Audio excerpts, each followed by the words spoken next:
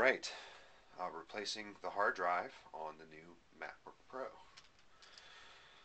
First, you have to remove the bottom panel by releasing this lever and picking up the lower door. You can see full instructions are included. There's your battery, there is your hard drive. Hard drive does, however, require one screw. It's a Phillips.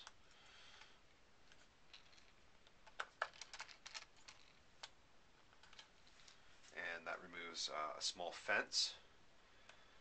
And then you simply pull this tab up. There's your hard drive. There's the SATA connector right there. And as you can see, that's all that's required to change the hard drive on a new MatteBook Pro.